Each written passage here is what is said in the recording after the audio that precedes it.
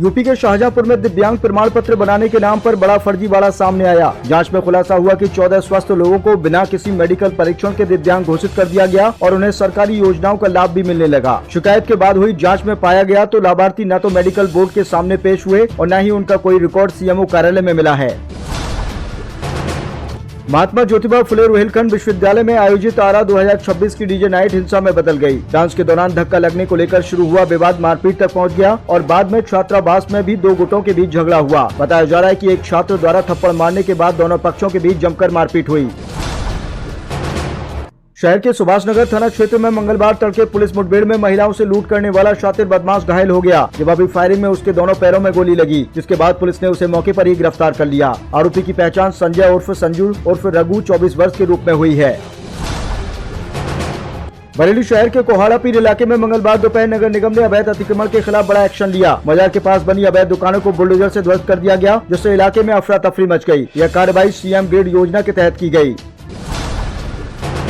बरेली में मंगलवार को जिले में मौसम ने अचानक करवट ली। तेज धूल भरी हवाओं और हल्की बारिश से तापमान में गिरावट दर्ज की गई और लोगों को गर्मी से राहत मिली। न्यूनतम तापमान गिरकर करीब 21 डिग्री सेल्सियस पहुंच गया, जबकि अधिकतम तापमान 36 डिग्री सेल्सियस दर्ज किया गया। मौसम विभाग के अनुसार बुधवार को भी बारिश की संभावना बनी हुई है।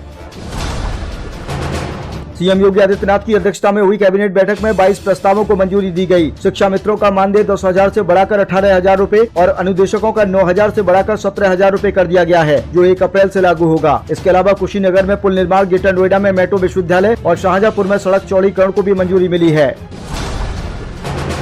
सपा प्रमुख अखिलेश यादव ने शिक्षा मित्रों के मानदेय बढ़ाने को लेकर भाजपा सरकार पर तीखा हमला बोला। उन्होंने कहा कि 9 साल तक शिक्षा मित्रों का हक छीना गया और अब चुनाव से पहले सहानुभूति दिखाई जा रही है। उन्होंने यह भी कहा कि बढ़ाया गया मानदेय सपा सरकार के प्रस्ताव से अब भी काफी कम है। अखिलेश यादव ने पीडीए फॉर्मूले के जरिए 2027 में सत्ता परिवर्तन का दावा करते हुए भाजपा के परमानेंट रिटायरमेंट की बात कही है। बदायूं के सहसवान क्षेत्र में 57 लाख रुपए के बड़े भूमि घोटाले का मामला सामने आया। कोर्ट के आदेश पर पुलिस ने लेखपाल, कानूनगो, अधिवक्ता और कथित पत्रकार समेत 30 आरोपियों के खिलाफ एफआईआर दर्ज कर जांच शुरू कर दी है। पीड़ित धर्मेंद्र सिंह ने आरोप लगाया कि फर्जी दस्तावेज तैयार कर जमीन का सौदा किया गया और करीब 57,82,000 रूपए हड़प लिए गए। उत्तर प्रदेश को 2025 बैच के 21 नए आईएएस अधिकारी मिले हैं, जो 17 अप्रैल 2026 के बाद अपने अपने जिलों में पदभार संभालेंगे। ये सभी अधिकारी मसूरी स्थित प्रशासनिक अकादमी से प्रशिक्षण पूरा करने के बाद फील्ड में उतरेंगे। इन ट्रेनी अधिकारियों को जिलों में असिस्टेंट मजिस्ट्रेट और असिस्टेंट कलेक्टर के पद पर तैनात किया जाएगा।